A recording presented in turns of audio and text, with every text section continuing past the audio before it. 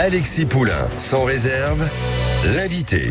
Et notre invité, c'est Pierre Lellouche, ancien ministre, député, spécialiste de géopolitique et de questions internationales, qui va revenir avec nous sur cette crise ukrainienne, guerre en Ukraine, qui pourrait déboucher sur une troisième guerre mondiale si on voit cette escalade se poursuivre. Hier, c'était Emmanuel Macron qui disait qu'il était pour l'emploi des armes de l'OTAN par l'Ukraine sur le territoire russe. Aujourd'hui, c'est l'Allemagne qui embraye le pas. Le président Zelensky est en Suède pour essayer d'emmener davantage des alliés de l'OTAN vers cette escalade. Et Joe Biden, on apprend, président américain, qui lui aussi finalement revient sur ses positions et dit que compte tenu de l'offensive sur Kharkiv, eh bien Kiev pourrait utiliser les armes américaines également sur le territoire russe. Alors où en est-on aujourd'hui de cette crise ukrainienne et pour vous, quels sont les dangers immédiats ? Tous ces dirigeants me font penser au livre de Christopher Caldwell sur le début de la Première Guerre mondiale. Vous savez, le livre formidable qui s'appelle Les Somnambules. Ma tribune dans le Figaro d'hier, je l'avais intitulé « Comment trébucher dans la guerre ». Le Figaro a mis un titre plus accrocheur, mais c'est bien de ça dont il s'agit. C'est le titre aussi de mon livre à l'automne qui va s'appeler L'Engrenage. C'est que on rentre dans un processus qu'on aurait pu éviter depuis longtemps, mais bon, on y est, et la dynamique fait que plus ça va, plus ça devient dangereux. Alors je rappelle quand même de quoi il s'agit. Depuis 1945 et l'invention de la bombe atomique, il y a eu, avant l'Ukraine, un seul cas de confrontation directe entre les Américains et les Russes. C'était lors de la crise des fusées de Cuba. Les Russes avaient déployé des missiles à moyenne portée à Cuba, parce qu'à l'époque, il n'y avait pas de missiles intercontinentaux, donc ils avaient déposé à Cuba, et Kennedy avait organisé un blocus. Il y a eu un blocus naval et une période très tendue, où le monde avait tremblé pendant une douzaine de jours, à cause du risque d'affrontement direct entre les deux grands.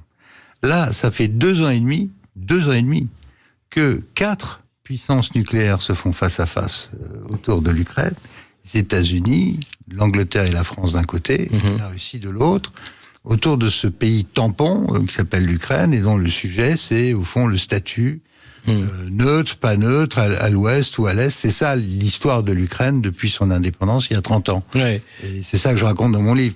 Toutes les occasions ratées d'organiser pacifiquement le statut de l'Ukraine à l'intérieur d'un système de sécurité en Europe. Mais c'était le sujet des accords de Minsk. Ça aurait dû être Minsk, c'était le fameux format Normandie, sous Macron-Merkel qui a raté. Enfin, on a raté plein d'occasions. Et du coup, tout ça a basculé dans la guerre, à cause de Poutine, bien sûr, mais aussi pas mal, c'est ce que je dis dans mon livre, à cause des erreurs que nous avons commises, de ne pas avoir entendu ce que disait l'autre côté, puis surtout de ne pas être préparé au pire, c'est-à-dire à la situation de guerre. Bon, alors, depuis 2 ans et demi, 2 règles ont émergé pour éviter justement une conflagration générale, type 1914. Et ces 2 règles, c'était la première explicite de Biden dès le début, dès février 2022, ne pas mettre de soldats américains ou de l'OTAN en Ukraine.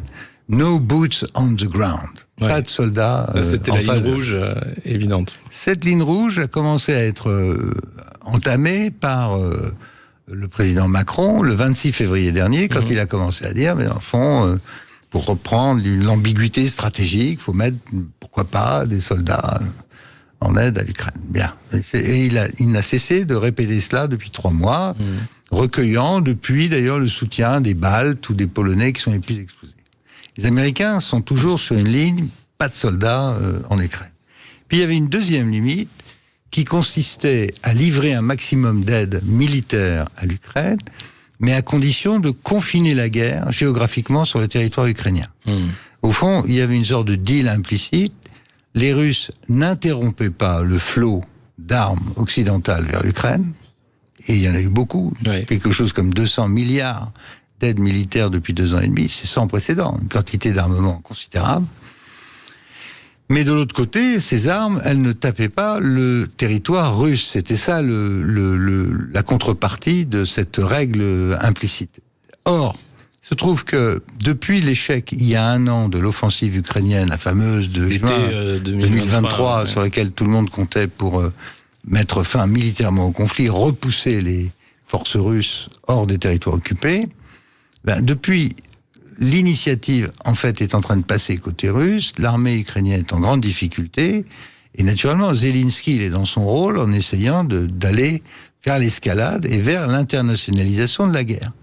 Le problème, c'est que, là encore, les Occidentaux, après avoir hésité, commencent à dire, à Kharkov, à Kharkiv, il y a un risque que la ville tombe, et pour ça, il faut pouvoir taper en profondeur. La profondeur, c'est en territoire russe. Oui, sur les bases de lancement des missiles russes, voilà. les soldats. Donc, il y a déjà des drones qui ont attaqué des radars sur le sol. Non, si vous voulez, dans ma deuxième règle implicite, on ne l'a jamais appliquée aux Ukrainiens. Les Ukrainiens avaient tout à fait le droit, avec leurs propres armes, c'est ce qu'ils font d'ailleurs, avec succès, en mer Noire, sur les raffineries russes, et même sur Moscou. Il y a la question aussi de troupes au sol. Certes, elle est soulevée par Emmanuel Macron, mais il y a déjà sans doute des opérateurs ou des troupes spéciales de l'OTAN qui épaulent les armées ukrainiennes. On avait déjà eu en demi-teinte l'aveu du fait qu'il y avait il y a sûrement des agents.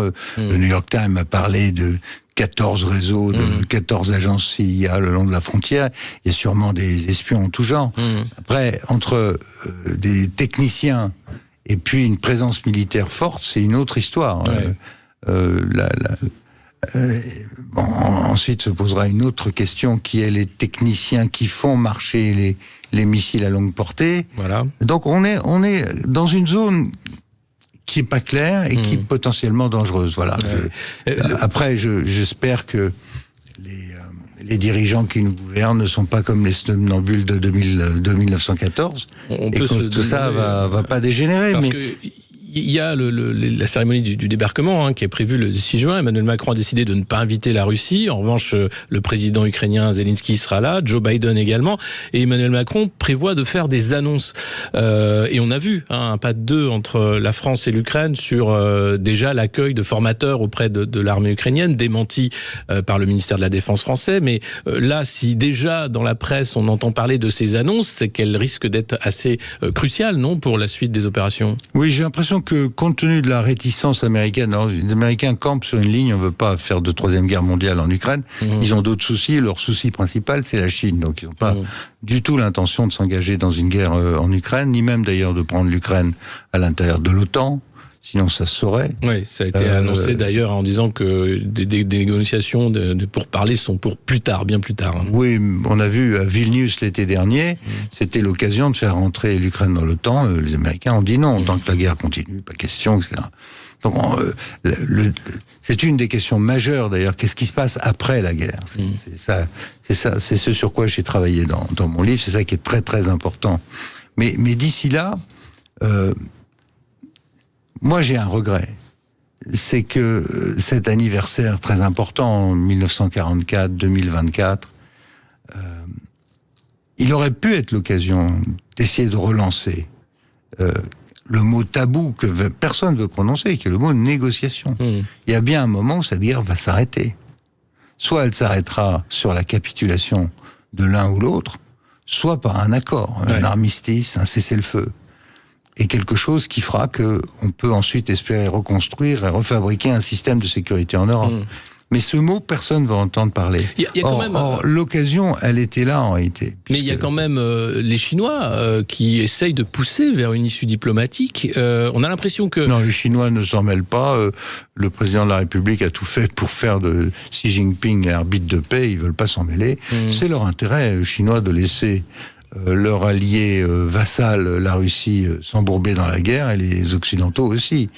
Pour les Chinois, c'est bon dans tous les cas de figure, et plus ça dure, mieux c'est pour eux. Qui aujourd'hui promeut une solution de négociation? Mais personne n'ose le faire, sauf votre serviteur et quelques autres aux États-Unis qui immédiatement prennent une baffe sur la tête. Le pape a essayé, lui-même a pris une baffe sur la tête. Personne ne veut parler de négociation. Mais la mantra côté occidental consiste à dire et à répéter que seuls les Ukrainiens peuvent décider du moment où ils feront cette négociation. Donc c'est comme si vous... Et c'est très... quelque chose qui m'a profondément étonné dès le début de ce discours, c'est que on donne la carte de crédit et un droit de tirage sur l'aide économique et militaire à très grande ampleur pour les Ukrainiens dans nos budgets, n'est-ce pas? Ouais. Et en même temps, on s'interdit de dire, bon, il y a un moment où il faut que ça s'arrête et il faut surtout que les intérêts... Voilà. On va reprendre l'entretien dans un instant et voir justement sur ces solutions que vous allez évoquer dans votre livre et surtout sur le risque d'engrenage actuel. À tout de suite. Sud Radio, midi 13h, Alexis Poulain, sans réserve. Defrance.fr, le premier site d'articles français et patriotes, présente Sud Radio, midi 13h, Alexis Poulain, sans réserve. Et on reprend avec notre invité Pierre Lellouche, ancien ministre spécialiste de questions géopolitiques, sur cette crise ukrainienne qui va vers l'engrenage. On en parlait à l'instant. Aujourd'hui, on voit que l'Ukraine cherche, enfin, ou du moins le président Zelensky cherche à emmener les alliés vers davantage de guerre, davantage d'implication. Est-ce qu'il n'y a pas un problème tout simplement démographique aussi de voir une armée ukrainienne exsangue qui a bien du mal face à la Russie qui recrute et envoie massivement des combattants? Il y a un problème démographique à la base, qui est que vous avez plus de 140 millions d'habitants en Russie, et que en Ukraine, la population, elle est tombée à moins de 40 millions. Ouais. Pendant les années d'indépendance, le pays était tellement mal géré que vous avez eu presque 8 à 9 millions d'Ukrainiens qui sont partis. Et depuis la guerre, 8 autres millions. Donc là, le nombre d'Ukrainiens actuellement en Ukraine, ça tourne autour de 36, peut-être au maximum 40 millions, avec un trou démographique pour les 18-25 ans. Ce qui fait que Zelensky a beaucoup hésité, d'ailleurs, il l'a toujours pas fait, à baisser l'âge de la conscription et vous avez... Il l'a baissé de 27 à 25 ans. Voilà, 25 ans, c'est l'âge de la mobilisation. Vous imaginez que les gens sont sur le front depuis 2 ans, ils n'ont jamais eu de retour chez eux. De pause, ouais. Et la moyenne d'âge, maintenant, c'est 43 ans. Ouais. D'un autre côté, vous avez, à l'extérieur de l'Ukraine, d'après les chiffres d'Eurostat, donc européens, 600 000 hommes en âge de combattre ukrainiens qui évitent de rentrer en Ukraine. Mais il y a eu des lois qui ont été votées récemment justement pour les forcer à rentrer, où les consulats ukrainiens ne délivreraient plus de passeport, etc., pour pousser au retour de potentiels combattants. Disons que le climat a changé. Au début, il y avait un enthousiasme pour prendre les armes et défendre le pays.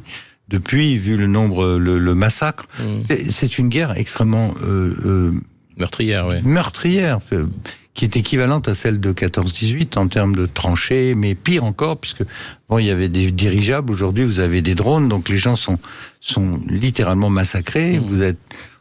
Il y a au moins 1,5 million de victimes, d'ores et déjà des deux côtés. Et là, de combattants, on parle pas de civils.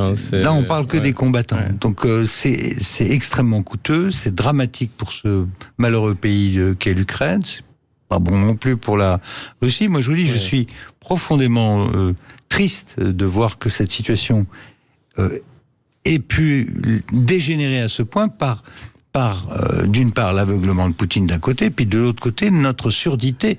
Quand il disait des choses, deux choses l'une. Quand quelqu'un vous dit non, je ne souhaite pas que, soit on lui dit non et on se prépare à la guerre, soit on écoute ce qu'il dit. Mais on a fait, comme souvent avec les démocraties, c'est du ni-ni. Ni on a écouté, ni on s'est préparé. Donc on se retrouve aujourd'hui dans une situation où il y a une guerre sur le continent européen avec un possible risque d'escalade si quelqu'un fait une bêtise, et Nicolas Sarkozy a dit on est sur un bord d'un volcan, et il a raison. C'est une situation qui est périlleuse. Nous ne sommes pas prêts. Nous avons un discours très martial sur le thème je vais envoyer des forces, on va tirer sur les Russes quand c'est nécessaire, etc. Mais de l'autre côté, je ne vois pas de préparation du pays, de nos forces armées à un conflit de cette taille. Il y a eu des opérations de l'OTAN. Écoutez, ça fait 30 ans qu'on est en désarmement budgétaire unilatéral. L'Occident a totalement baissé les bras, notamment les Européens. Oui, parce que les Américains ont quand même un énorme budget de défense. Oui, parce que se s'intéressent aussi au Pacifique, au Moyen-Orient. Nous, on a, comme disait Fabius à l'époque, en 92, on a engrangé les dividendes de la paix. Et on a engrangé des dizaines et des dizaines de milliards d'euros qu'on n'a pas dépensés pour la défense et qu'on a mis dans les régimes sociaux et autres tout ça est bel et bon, mais on se retrouve à l'arrivée, nous les Français, les Anglais et les Allemands, avec 200 chars de combat chacun, 200 avions au maximum, quelques frégates, et c'est tout. Donc, quand on dit qu'on va s'impliquer dans un conflit où il y a 1 million d'hommes sur un front d'un millier de kilomètres, on est dans un autre monde. C'est délirant, non, d'une certaine façon. Mais il y a un vrai problème démocratique, si vous voulez. Moi, j'entends ce que dit le président. Il dit, c'est vrai que Poutine est un problème. Moi, je suis pas du tout ni poutinien. Je connais le système, je le connais lui. Je sais ce qu'il m'a dit à moi en 2003 sur l'Ukraine. Jamais je ne laisserai l'Ukraine passer à l'Ouest. Bon, à partir de là, soit on se prépare à stopper les Russes, soit on trouve un deal sur la neutralité de l'Ukraine. Ouais. On n'a fait ni l'un ni l'autre. Aujourd'hui, on en est à suivre les Américains, est-ce qu'ils vont tirer, pas tirer, etc. Tout ça n'est pas glorieux et c'est dangereux.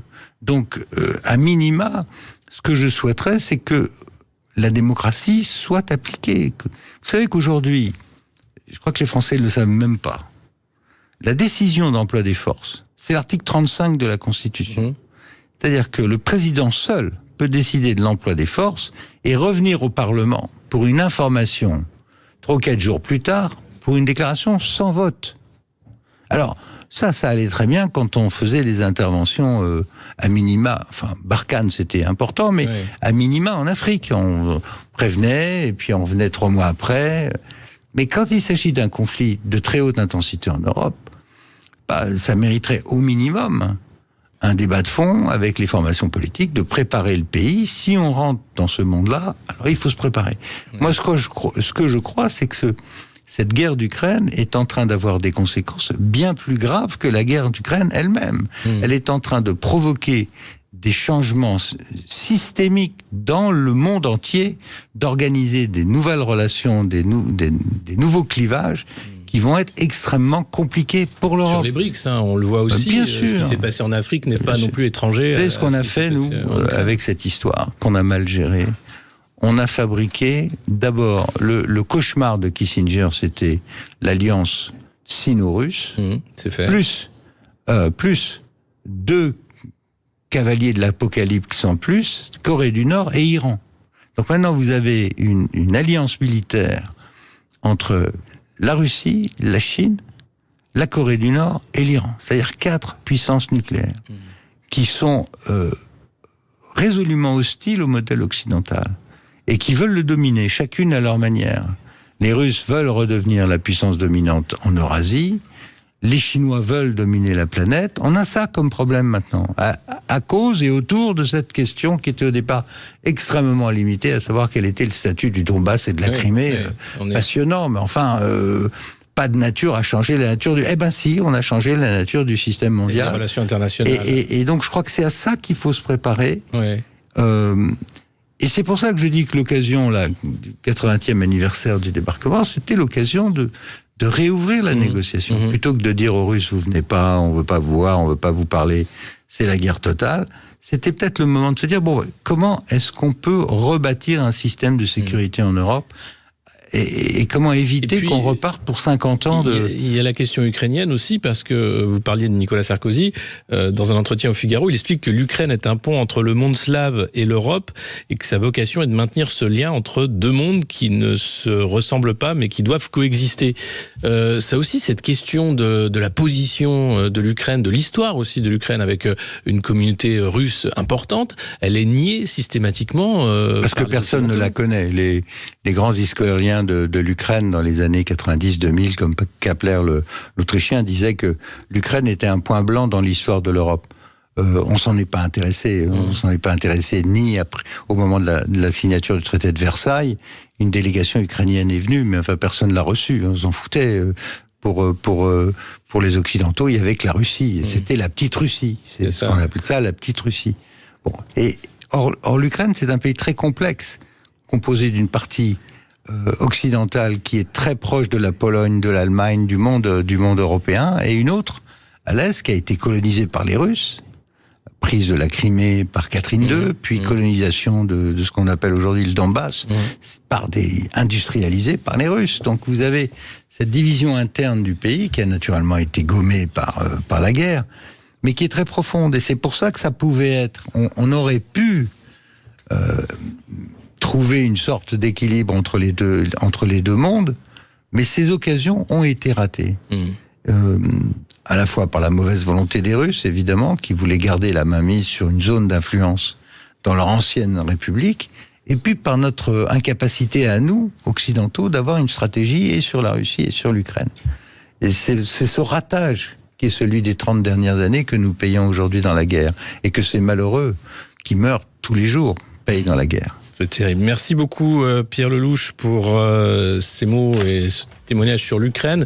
On en reparlera sans doute à l'occasion de la sortie de votre livre à l'automne. Merci à vous. Merci. Dans un instant, c'est la culture dans tous ses états avec André Berkoff et Céline Alonso qui reçoivent aujourd'hui Annick Cogent pour son livre sur le D-Day, le débarquement, où 18 vétérans racontent leur histoire du débarquement heure par heure. À tout de suite sur Sud Radio.